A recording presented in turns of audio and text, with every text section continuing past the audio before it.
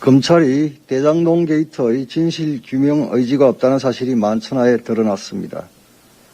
검찰이 지난 21일 밤에 대장동 게이트의 키맨 중 하나인 유동규 전 본부장을 기소했습니다.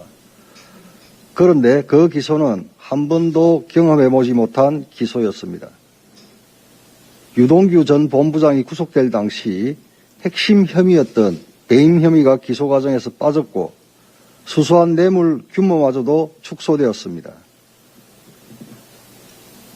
검찰의 의도는 명확해졌습니다.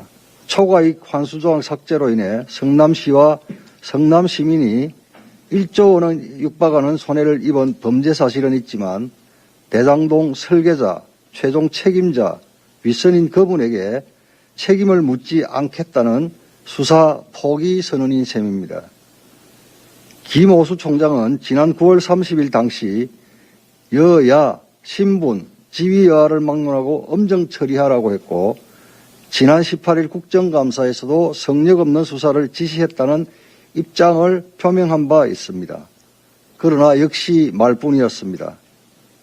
그 결과가 결국 대장동 게이트 꼬리 자르기고 노골적인 거분 봐주기 수사였습니다. 성남시 고문 변호사 출신의 검찰총장은 대장동 게이트의 실체와 의혹을 규명할 의지가 없었던 것입니다. 보도에 따르면 이재명 지사가 성남시장 재직 당시 대장동 개발 사업과 관련해 성남도시개발공사의 공모지침서 내용을 직접 보고받았다는 정민영 변호사의 진술을 검찰이 확보한 것으로 알려졌습니다. 그동안 이 지사는 공모지침서 작성이나 사업협약 체결은 공사 실무이전에서 벌어진 일이고 자신은 보고받은 적이 없다고 주장해왔습니다. 입만 열면 거짓말을 하고 있습니다. 그런데도 검찰의 수사는 의도적 부실 수사 그 자체입니다.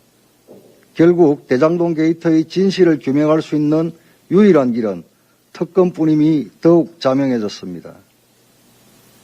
친정권 검사들이 포진된 검찰 수사팀, 부실 수사로 김만배 대표 영장 기각과 남욱 변호사 석방, 5차 압수수색 만에 성남시청 시장실과 비서실에 대한 뒷북 압수수색, 알맹이 빠진 유동규 전 본부장 기소까지 검찰의 부실, 뒷북, 윗선 눈치 보기 수사를 신뢰하는 국민은 없을 것입니다. 오죽했으면 검찰 수사팀 검사들 사이에서도 특검으로 가지 않으면 정상적인 수사가 불가능한 상황이라는 말이 나온다고 전해지고 있습니다. 다시 한번 특검 도입을 강력하게 촉구합니다.